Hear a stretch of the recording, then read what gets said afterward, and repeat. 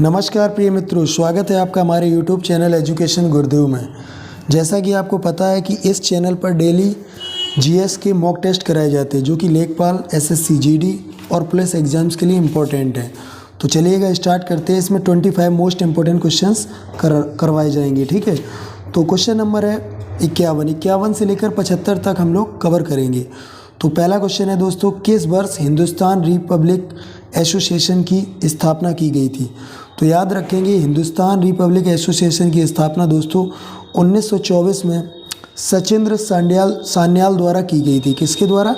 सचिंद्र सान्याल द्वारा। तो इस प्रश्न का सही आंसर हो जाएगा मित्रों ऑप्शन नंबर बी, 1924 ईस्वी में। अगला प्रश्न देखिएगा। अगला प्रश्न है क्वेश्चन नंबर 52। लिखा है, निम्न में से किसने 1873 ईस्वी में सत्यशोधक समाज की स्थापना की थी? तो सत्यशोधक समाज जो है, इसकी स्थापना ज्योतिबा फुले के द्वारा 1873 ईस्वी में महाराष्ट्र में की गई थी और इसके साथ साथ ज्योतिबा फुले ने एक पुस्तक लिखी जिसका नाम है गुलामगिरी। ये भी पुस्तक बहुत ही इंपॉर्टेंट है, याद रखेंगे। तो इस प्रश्न का सही आंसर है ऑप्शन नंबर बी। तो ज्योतिबा फुले द्वारा सत्यशोधक समाज की स्थापना की गई थी। अगला प्रश्न देखिएगा। अगला प्रश्न है क्वेश्चन नंबर है 53। लिखा है, किसने खिलाफत आंदोलन को हिंदुओं और मुसलमानों की एकता के एक ऐसे अवसर के रूप में देखा था जो 100 वर्षों में पुनः प्रस्तुत नहीं होगा? मतलब कहने का तात्पर्य, ये खिलाफत आंदोलन जो शुरू हुआ था उसमें हिंदू और मुस्लिम की एकता को देखकर एक व्यक्ति था जिसने ये कहा था कि ऐसा 100 वर्षों में भी पुनः प्रस्तुत नहीं होगा। तो ये कोई नहीं था, वो हमारे खास जो बापूजी जिनको हम नाम देते हैं, यानी कि महात्मा गांधी। इनका नाम क्या है? महात्मा गांधी। तो 53 का सही आंसर हो जाएगा Mahatma Gandhi. Option number C is the correct answer. अगला प्रश्न देखिएगा। अगला प्रश्न है दोस्तों 54 नंबर। अगला प्रश्न है 54 नंबर। लिखा है, कम्युनिस्ट इंटरनेशनल का सदस्य बनने वाला पहला भारतीय कौन था? कम्युनिस्ट इंटरनेशनल का सदस्य बनने वाला पहला भारतीय कौन था? तो पहला भारतीय था एम.एन. रॉय। तो इस प्रश्न का सही आंसर हो जाएगा option number A is the correct answer, M.N.. Roy. अगला प्रश्न देखिए, बिरसा मुंडा के गुरु कौन थे? तो बिरसा मुंडा के गुरु जो थे वो आनंद पांडे थे। कौन थे? आनंद पांडे। तो इसको याद रखेंगे आप लोग, Anand Pandey is the correct answer. अगला प्रश्न देखिएगा दोस्तों, सर्वव्यापी रक्तदाता का रक्त ग्रुप होता है। तो रक्तदाता का कौन सा ग्रुप होता है दोस्तों? ग्रुप 4 होते हैं। एक होता ए, एक होता बी, एक होता ए बी और एक होता ओ। तो जिसमें से आपको याद रखना होगा, रक्तदाता की बात करें तो वो O- होता है, O-। और सर्वग्राही की बात करें तो वो AB+ होता है। तो यहाँ पर रक्तदाता की बात करी गई है तो दाता हो जाएगा तुम्हारा O-, देने वाला। तो ये देता है O-, सबको दे सकता है, ठीक है, O-, ठीक है। अगला प्रश्न है दोस्तों, सबसे लंबा जीवित वृक्ष कौन सा है? तो सबसे लंबा जीवित वृक्ष है सिकोया का। कौन सा वृक्ष है? सिकोया। तो याद रखेंगे, इस प्रश्न का सही आंसर हो जाएगा option number B. Option number B is the correct answer. तो ऑप्शन नंबर बी याद रखेंगे, सिकोया। अगला प्रश्न देखिएगा, मृदा अपरदन रोका जा सकता है? तो मृदा अपरदन रोका जा सकता है। तो मृदा अपरदन को हम लोग किस तरीके से? तो अगर हम वन लगाएं, अधिक से अधिक वनारोपण की वृद्धि की जाए तो हम मृदा अपरदन को रोका जा सकता है। तो ऑप्शन नंबर कौन सा हो जाएगा सही? C number. अब 58 तक हम लोग कंप्लीट कर चुके हैं। अगला प्रश्न देखिएगा, क्वेश्चन नंबर है दोस्तों, क्वेश्चन नंबर देखिएगा 59 नंबर। जीवन चक्र की दृष्टि से पौधे का सबसे महत्वपूर्ण अंग कौन सा है? तो जीवन चक्र की दृष्टि से दोस्तों पौधे का सबसे महत्वपूर्ण अंग होता है पुष्प। क्या होता है? पुष्प। पुष्प मतलब फूल, ठीक है। अगला प्रश्न देखिएगा, एस्पिरिन क्या है? एस्पिरिन है।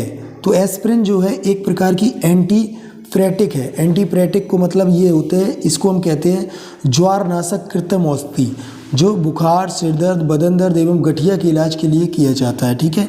तो याद रखेंगे, इस प्रश्न का सही आंसर हो जाएगा ऑप्शन नंबर बी, एंटीप्रेटिक।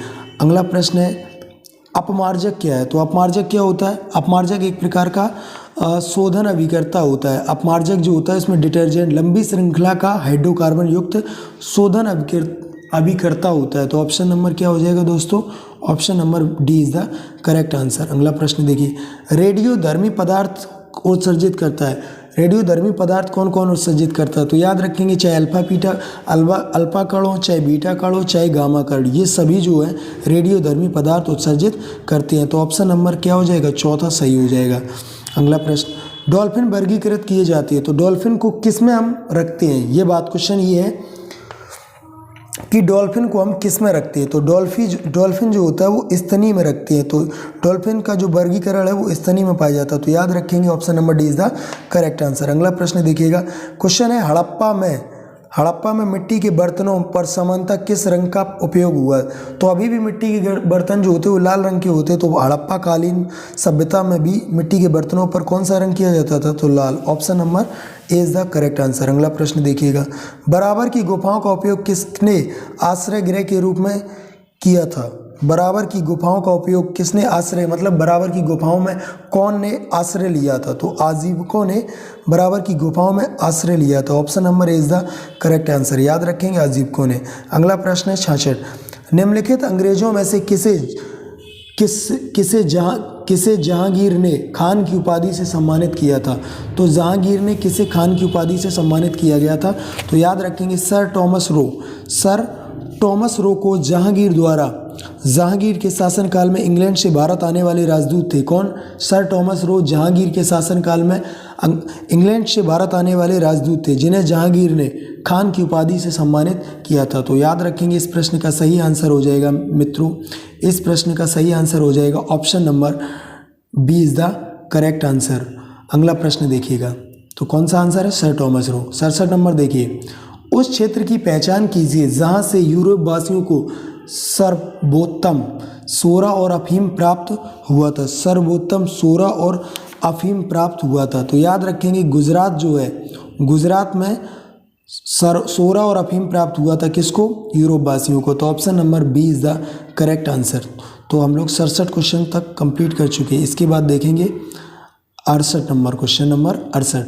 क्वेश्चन है, रेगुलेटिंग एक्ट के प्रावधानों के अंतर्गत बिहार के लिए एक प्रांतीय सभा की स्थापना कब की गई थी। तो याद रखेंगे दोस्तों, रेगुलेटिंग एक्ट जो है वो 1773 ईस्वी में बनकर रेडी हुआ था। लेकिन अगर बात करें, इसने कहा था बिहार के लिए एक प्रांतीय सभा कब गठित की गई थी, किसके, रेगुलेटिंग एक्ट के प्रावधानों के अंतर्गत।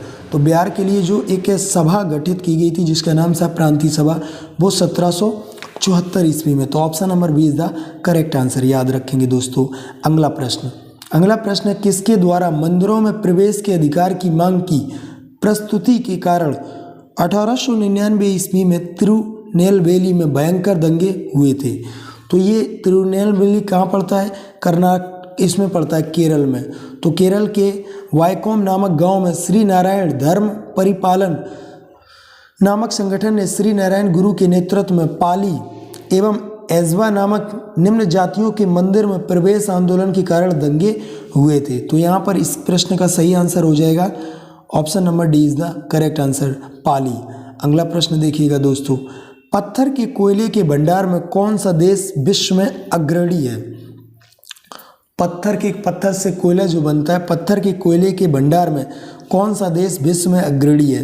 तो ये कौन देश है, चमगादड़ चाइना। तो चाइना जो है ये पत्थर के कोयले के भंडार में देश में सबसे पहला स्थान रखता है। Option number B is the correct answer.